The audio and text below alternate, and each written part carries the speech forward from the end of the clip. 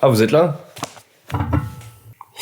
Salut à tous, c'est Jules Gardère, je suis business stratégiste et closer et aujourd'hui j'essaie de vous partager encore une fois les meilleures techniques, les meilleurs tips que j'utilise aujourd'hui dans mes entretiens de vente pour maximiser mon taux de closing et maximiser les conversions. Aujourd'hui quand t'es commercial, t'as peut-être quoi, allez, 5 rendez-vous de 30 minutes par jour, ça fait globalement 2h30 en entretien avec tes clients par jour. Sur la semaine, ça doit représenter peut-être 35% de ton temps sur une semaine de 35 heures. Ça veut dire qu'il y a 65 autres % du temps quand t'es commercial où tu vas pouvoir faire autre chose pour maximiser ton taux de closing et améliorer tes ventes derrière. C'est justement ce qu'on va essayer de voir un peu aujourd'hui, prendre du recul sur ton processus de vente et avoir une vision un petit peu plus macro. Donc on va voir différents éléments et je vais essayer de vous donner plusieurs tips, plusieurs choses que vous allez pouvoir actionner très rapidement sur l'avant-vente, pendant la vente et l'après-vente pour aller maximiser les taux de closing au mieux. En préambule, j'aimerais juste vous parler de l'effet de simple exposition de Robert Zajonc qui a été trouvé en 1969, en fait, qui consiste à dire que plus on est exposé à une chose ou à une personne, que ce soit de manière positive ou négative, plus on est enclin à apprécier cette personne.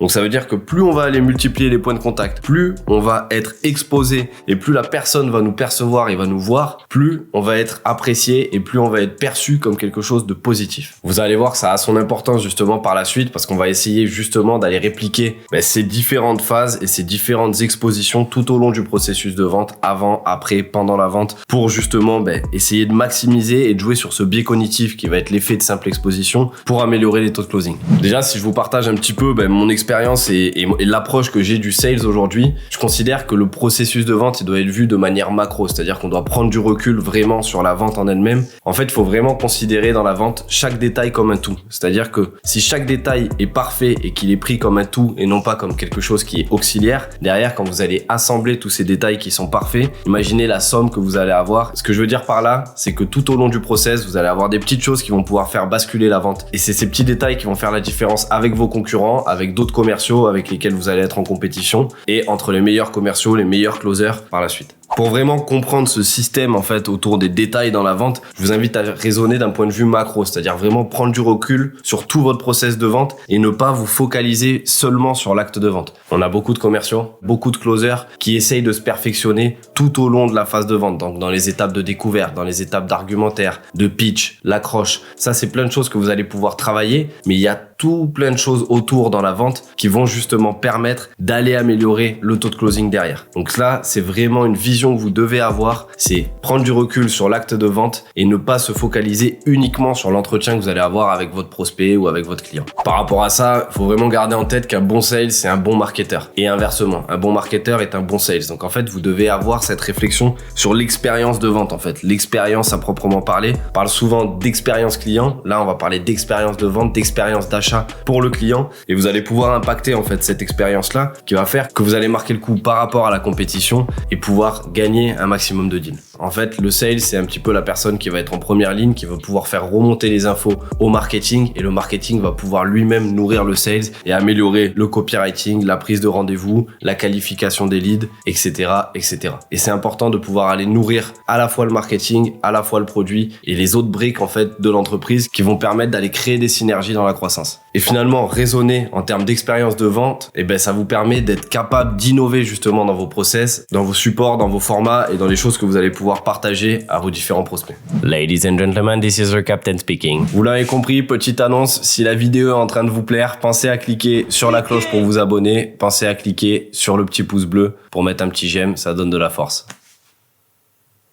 C'est bon, c'est fait? Allez, super, on peut reprendre. Maintenant, j'aimerais vous partager quelques tips actionnables pour vraiment travailler ça avant la vente, pendant la vente et après la vente. Du coup, avant la vente, là où vous allez pouvoir intervenir pour aller multiplier ces points de contact et pour justement renforcer l'exposition que vous allez avoir avec votre prospect et votre interlocuteur, ça va être le social selling. Le social selling, ça peut prendre un petit peu de temps, mais ça va être de faire des posts LinkedIn, renforcer sa figure d'autorité et surtout renforcer votre personal branding. C'est-à-dire que concrètement, en fait, vous allez créer votre propre écosystème en tant que sales autour de votre personne et ça, dès que vous allez arriver dans un entretien de vente, bien évidemment que ça va vous servir pour renforcer la relation avec le prospect parce qu'il aura déjà vu vos posts, il connaît votre expertise et il vous voit passer depuis un moment. Deuxième petite chose que j'aime bien faire une fois qu'il y a eu un rendez-vous qui a été pris par un prospect, c'est la prise de contact avant le rendez-vous. Là, vous pouvez travailler de différentes manières, soit shooter un petit message sur LinkedIn, soit envoyer un mail, soit aller tourner une petite vidéo, passer un coup de fil. En gros, l'objectif, c'est de commencer à créer créer un lien avec le prospect, commencer à faire une introduction, lui demander 2-3 petites choses qu'il a à préparer potentiellement s'il y en a. Et petit tips qui est un fléau chez les sales, évitez les no-show au possible. Dans ce petit mail, dans cette vidéo, dans ce message, au-delà de renforcer la relation avec le prospect, vous allez surtout pouvoir le rappeler aussi que vous avez un rendez-vous 24 heures après, 48 heures après, 2 heures avant, comme vous voulez. Maintenant, pendant l'entretien, toujours dans cette idée d'aller chercher les petits détails qui vont améliorer les taux de closing, j'ai décidé de prendre 3 étapes dans l'entretien qui vont être intéressantes pour ça. Ça va être le début de l'entretien avec la phase de cadrage, ça va être le résumé des besoins et ça va être la next step. Donc pour la phase de cadrage, l'objectif, c'est de vraiment travailler un cadrage qui va être scripté, que vous allez pouvoir ressortir à chaque fois au début de vos entretiens. À la fois, ça va vous permettre de prendre le lead sur l'entretien et de pas vous faire sortir du process que vous avez mis en place. Et en même temps, vous allez vous placer en figure d'autorité par rapport à votre prospect, ce qui va forcément vous servir pour la suite du call. Deuxième chose et deuxième détail qui fait la différence et qui est surtout pas à switcher, c'est le résumé des besoins. Pourquoi ? Parce que ça va faciliter la compréhension de la problématique, ça va permettre aussi au prospect de conscientiser sa problématique parce que vous recrachez en fait ce qu'il vous a dit mais de manière résumée et surtout vous allez pouvoir engager et valider ces problématiques avec le prospect, c'est-à-dire passer à l'étape d'après de manière sereine. Quand vous allez arriver sur la fin de l'entretien, là ça va être intéressant justement d'avoir ce petit détail que beaucoup oublient, c'est de caler une next step. Pourquoi aller caler une next step ? Tout simplement pour réengager le prospect et être sûr de pas le perdre dans la nature, de pas s'éparpiller et d'avoir une suite logique dans votre processus de vente. Et je profite justement de cette next step parce que c'est pas la seule chose que vous allez pouvoir faire. Une fois que vous avez calé la next step, après l'entretien de découverte par exemple que vous allez faire avec votre prospect, l'objectif c'est pas de se dire ça y est on a la next step, on est tranquille. Non, pas du tout. Là vous allez encore pouvoir intervenir avec des petits détails après l'entretien de vente qui vont permettre de renforcer la relation. Là je vais reprendre l'exemple typique du social selling. Si le prospect continue à voir passer vos posts, par exemple sur LinkedIn,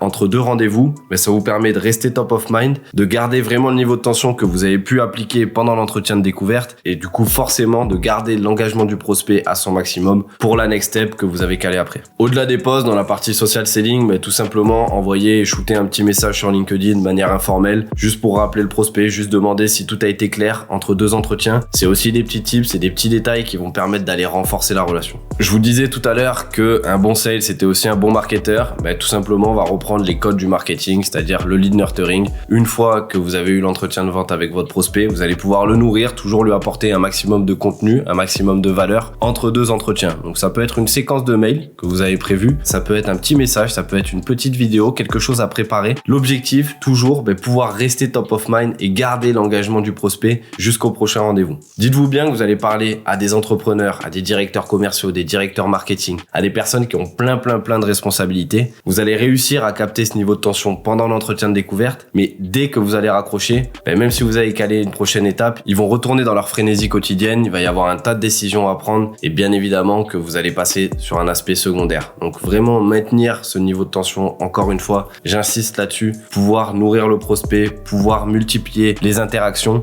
et garder en tête l'effet de simple exposition qu'on a pu voir au début. Plus vous allez être exposé à votre prospect, plus il aura un sentiment positif envers votre personne. Donc c'est vraiment l'objectif du nurturing. Donc là voilà, c'était vraiment quelques petits tips que moi j'aime bien appliquer, en tout cas que vous allez pouvoir appliquer dans vos entretiens de vente, dans votre processus de vente. Je vous invite à avoir cette réflexion dont on a parlé au tout début de la vidéo, qui est de prendre un maximum de recul sur tout le process et d'avoir cette vision macro et de raisonner au niveau d'expérience. Finalement, il y a quelques questions à vous poser. C'est comment je peux me démarquer du client, comment je peux aller garder ce niveau de tension avec le prospect, comment je peux engager un maximum le prospect dans le process de vente, comment je vais pouvoir travailler avec lui et vraiment marquer le coup par rapport à d'autres personnes, par rapport à d'autres entretiens. Et en fait, vous allez voir que vous allez tomber dans une vente naturelle, c'est-à-dire que la meilleure des ventes, c'est la vente qui ne se fait pas. Et si vous avez réussi à intervenir à tous ces moments du process, vous allez voir que c'est quelque chose qui va se faire vraiment de manière organique. Écoutez, j'espère que cette vidéo vous a plu. Pensez à liker, pensez à vous abonner à la chaîne Scalezia. On a plein de nouveautés qui arrivent, que ce soit sur des thématiques de vente, sur des thématiques marketing, sur l'entrepreneuriat. On va vous apporter un maximum de valeur. Donc n'hésitez pas à vous abonner. Avant de se quitter, je voulais juste vous dire qu'on a rédigé un playbook pour maîtriser tous vos entretiens de découverte, pour vraiment aller travailler vos entretiens de découverte en profondeur. On vous laisse le lien juste en dessous dans la description et on vous le met aussi en lien cliquable ici. N'hésitez pas à aller checker ça, vous allez kiffer.